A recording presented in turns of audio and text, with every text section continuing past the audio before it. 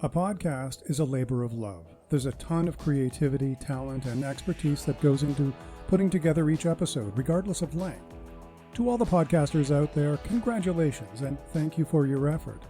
I've received all sorts of advice from people in places like podnews.net, YouTube, Instagram, and Reddit. So at 100 episodes of this podcast, I'm sharing some of my experiences and providing a bit of advice in the form of a few takeaways that I hope budding new podcasters and even those experienced can use and reflect on.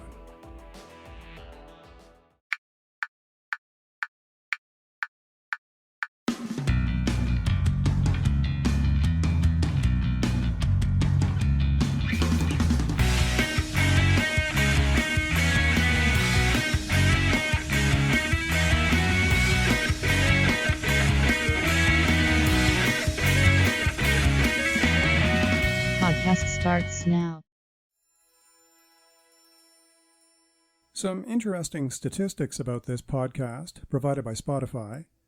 Despite originating in Canada and being put together by a Canadian, that's me, the majority of listeners of this program are based in Germany, the UK, India, and the United States. That was a bit surprising to me. But it is really cool when you can look at a map of the world and point to all the places where people are listening to your content. I just received a year-end report from Spotify, which I think everyone has, for all sorts of statistics for this podcast, before, behind, and between. During 2021, total streams increased by 45%, and the number of listeners soared by roughly 22%. Listeners were tracked from 55 countries or territories. Spotify includes territories like Macau and Puerto Rico, from which I received many people listening. And the overwhelming majority of people listen to the podcast between 11 a.m. and 5 p.m. Eastern Standard Time equivalent. So what can we learn from the efforts we put into preparing an episode, recording it, and moving it through post-production, preparing show notes, tags, and descriptions, and posting and distributing? Well, regular episodes are important. Whatever your frequency, try to maintain that release schedule.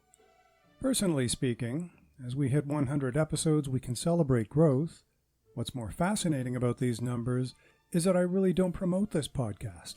It's a hobby podcast for me, a commentary on things that interest me, commentary that I'm glad to share. But these numbers are surprising because I don't promote it or monetize it. Breaking things down further, I see that, by far, listeners access anything to do with Rush, the band. About 77% of listeners are male and aged between 40 and 65. So, yeah, that kind of sounds like a typical Rush concert that I would have gone to from days gone by. A few episodes about Mexico, including one recorded in Puebla, ranks as a close second. YouTubers love the football and Rush podcasts. And interestingly, that's the only place where there's a volume of contents, including one or two nasty comments from people who apparently woke up on the wrong side of the bed. Most content creators have learned that such comments are just part of the landscape. As one person said recently, haters gonna hate. They simply have nothing positive to add.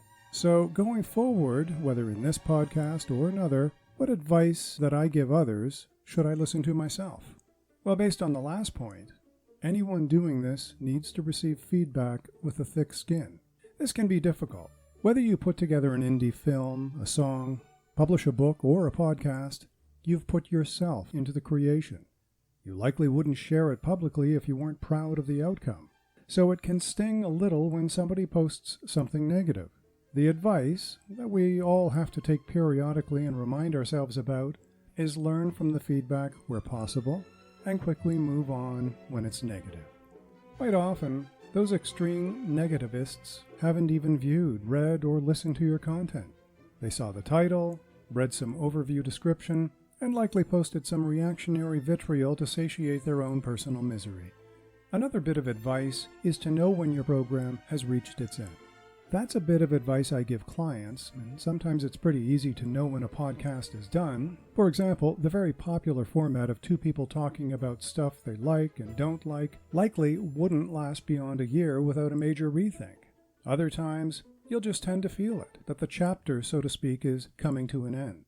But this podcast, Before, Behind, and Between, I feel could use a stronger focus, and that is something that will be introduced in 2022. A focus that more clearly explores topics that really do deserve more discussion of things that happened before, or the facts behind or between events. And listeners, well, they often let us know when a program comes to an end or needs a rethink. Listeners have told me that Star Trek is a fun topic, but film generally is, well, far too general for this program. Rush is quite a popular topic, as I've said, but music in general really doesn't sing. Very few people seem to be interested in politics in this program, or perhaps it's because I've lumped politics with football, film, and music. So this podcast will continue in 2022, it won't end, but it will be more focused and slightly rejigged in response to user statistics and feedback. One thing I'd like to expand in 2022 is interviews and guests. The interview format is popular, and I often remind people that its popularity doesn't mean that all podcasts need to follow it. I think a healthy mix of formats can add an appropriate degree of range and flavor. It's something that will feature in the near future in this podcast. Another bit of guidance that I give people is encouraging to ask themselves, how do I know I'm doing well? Or how do I know I'm successful? At the start of this podcast, I'm pretty sure I measured success by the fact that I simply uploaded and published an episode. Bang, it was done. It was out there. I used templates and experimented with a variety of tools available through Anchor. Some episodes were 18 minutes, others were 2 minutes, and I played with all sorts of sound files, some of which today just come across as silly. But it was a hobby and a personal podcast for growth. But then listeners appeared, and statistical measures of performance, which then moves the measure of success from simply doing it to doing it well, or doing it in a way that responds to people's preferences. So this is something I find myself, even as a hobby podcast, thinking more seriously about. I also encourage people to ask themselves, what don't I like about my podcast? Even if you love it, come on, there's something you're not comfortable with, something you can do better, or something that maybe you shouldn't do at all. Identifying what you don't like about your podcast can give you a key to making that podcast even better. Most podcasters are not marketing or content promotion people, so it's not surprising that the majority of podcasts are known by seldom more than a few thousand people, even if that. The Joe Rogan Show has a team of experienced production and marketing professionals to get that show out there. Most podcasts don't have this type of support, be it personal or financial. But even as an individual or a small group of friends who produce, let's say, a weekly episode, there are a few simple ways to promote the show. Always remember to repurpose your content, meaning use it for blogs or articles or partial postings, and cross-promote the content with your podcast. Aside from that, the most important way to begin content promotion is to start with your own lists. And those lists are a lot bigger than you think. When you include your personal email network, friends and family, Facebook and other social media contacts, work colleagues, and the list goes on. Assemble those contacts and share your content with them. You likely won't be offered a multi-million-dollar deal for your show, but you will generate a bit of a buzz, and it all has to start somewhere.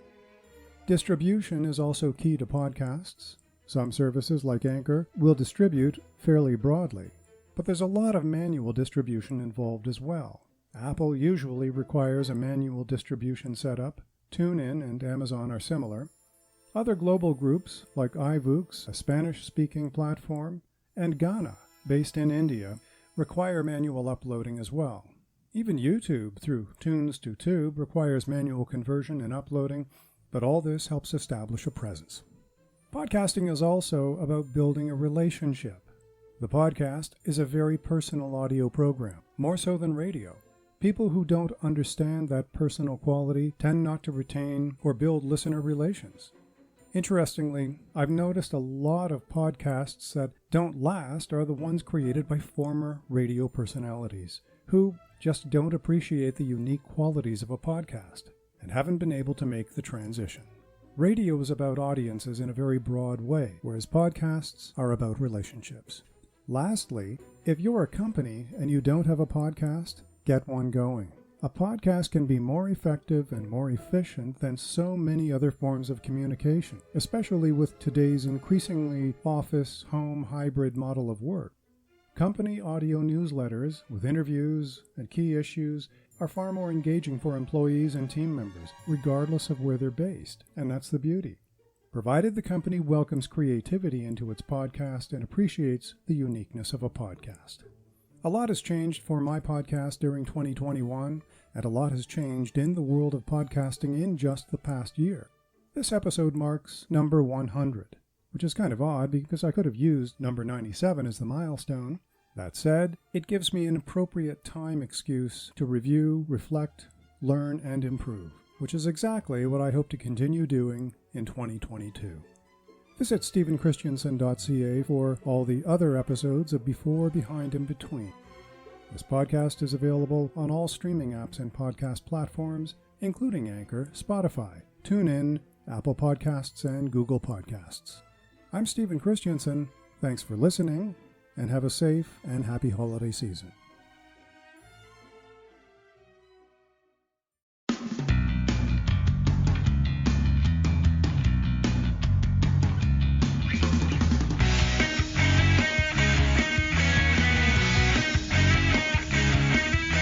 A production of Stephen Christensen.